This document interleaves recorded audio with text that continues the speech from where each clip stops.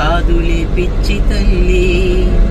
మల్లెలా మంచమే మందిరం కాదు చెల్లి, తేనెతో దాహము తీర్చదే నాడు పెళ్ళి. రక్తమే ఊపిరై ఆడదయ్యేను తల్లి, కామానికి దాసోహం కారాదే సంసారం. కాచుకో భర్తనే కంటి పాపాయిగా, నేర్చుకో ప్రేమనే చంటి పాపాయిగా.